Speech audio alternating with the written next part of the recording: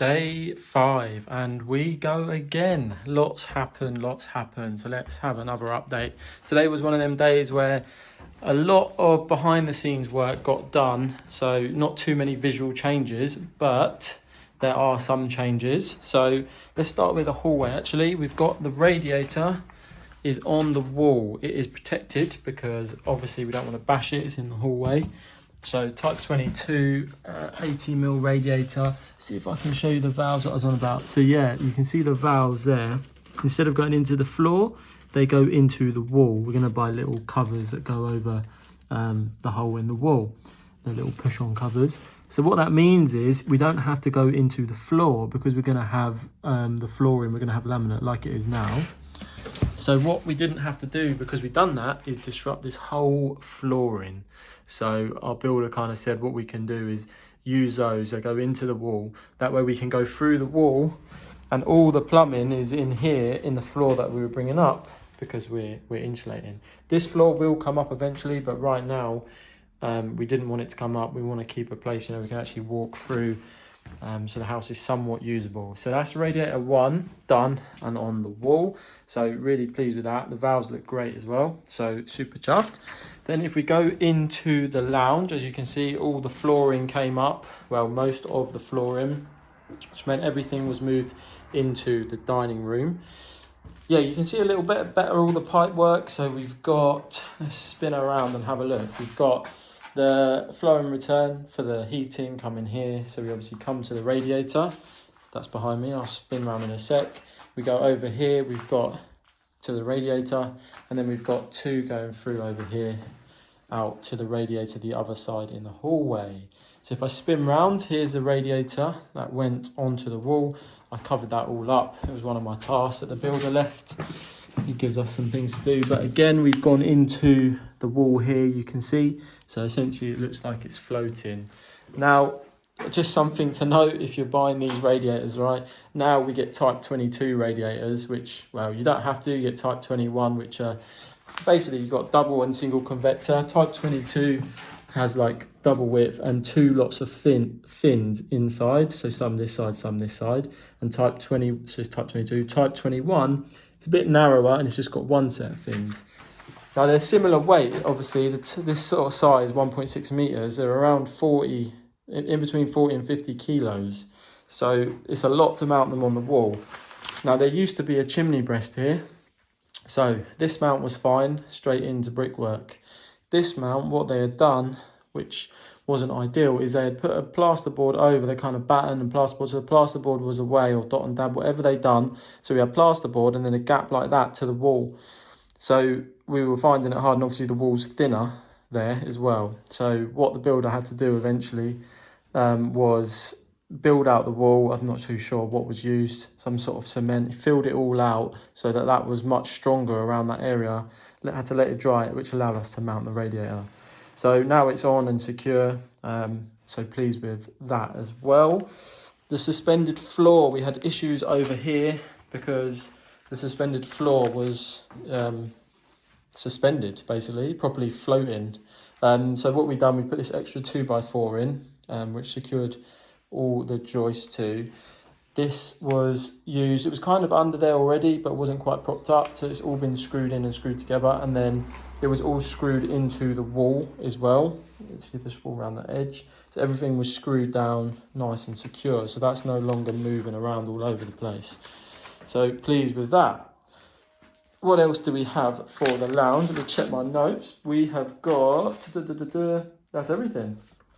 Oh, all of this pipework is being insulated. That is my job for the weekend. So they will all be insulated and done nicely. So let's move through into the dining room. Not dining room. Yeah, dining room. I'm losing it already. So you can see a lot of pipe work's done here. All the tools are moved in here. We're all cleared. We've got our Celotex. So this is the insulation that's going in the floor. It's also one of my tasks this weekend, is to roughly cut it to size so it can be pushed in between the joints. So what we're going to do is, I'm going to cut it all roughly to size. And when the builder's here, we're going to cross batten across underneath. So screw up into the joist So we're going to batten across. We've got the batten. We needed 30 something meters, 40 something meters, and it was like £18. It's only thin batten, it doesn't have to be huge. So yeah, the battens will go across, Celotex will be pushed in and expanding foam around the gaps, because no doubt these, 70-year-old joists are probably a little bit on the wonk. So that is a good one though. I'm looking forward to having that in. It's something I've wanted to do in our old house, and we didn't have reason to take the floors up like this, but now we do, so we're doing it. So super pleased. We've still got our little, whatever you want to call that, little hole in the wall. Need to cover that actually. Foxes round here everywhere. We're all cemented in, ready for the toilet. That's where the sink's going to go, so standard height. Our sink is 350 wide by 32 projection, so coming out, and it's a semi-pedestal. So underneath you have like a cover on the pipes, but then that goes to the wall just underneath, and it's all hidden, so you won't see that at all. So nice there. And for that we got some taps. I love a bargain hunt, people. I'll probably do a video of all the bargains I've basically purchased, but these are Grow Cosmopolitan basin mixer taps. These are normally £90 each, which is way too much for a tap in my opinion, but I know you pay for quality. But there was someone on eBay that was selling them sort of new other, so it's a private seller. They've obviously done a massive install in a hotel or something, and they had 9 left over, so I bought 3. And they averaged out at £35 per tap, so really pleased with that. Oh, another bargain while we're here is the Urkel table. So this is Urkel table and 6 chairs, which is all basically solid elm wood. So this solid elm wood, I believe these chairs go for around £50 per chair. The tables can be expensive as well, especially if they've been looked after and restored. But yeah, we got all of that, table and 6 chairs for 150 on Facebook Marketplace. So that's where we're at with that. What else did I have in my notes? Because there were some points from yesterday. So, the kitchen. Look at the kitchen quick, because this is going to be happening next week. So kitchen, this wall is coming down. And it's coming down from about, when I say coming down, we're going to have, the beam is going to be showing. So like this one, the beam will be showing.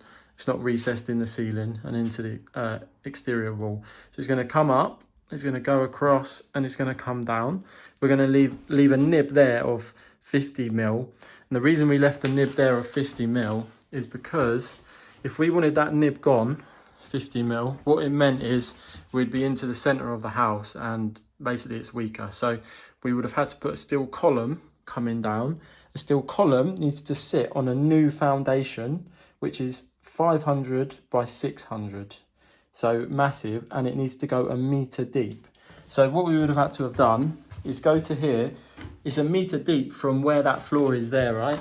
So down from that 1 meter, and it would have been, 500, it would have been a square, slight rectangle like that. So we would have wrecked this floor. Tiles would have had to come up. This door frame would have had to have come out. This door frame would have had to have come out. So it would have been, the builder estimated for him at least another 5 days work, which was going to add to the price, plus new door frames, two new door frames, 2 new doors, and the cost of the actual column, the column itself, the steel itself, and the materials of foundation, etc., cement.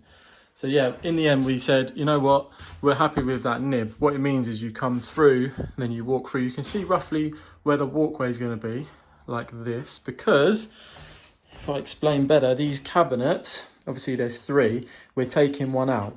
So this is a double, so this one's coming out, and that is going to move across. So what that means is it's going to be from here to here is the walkway through, and then that is all open, and there'll be a breakfast bar the other side.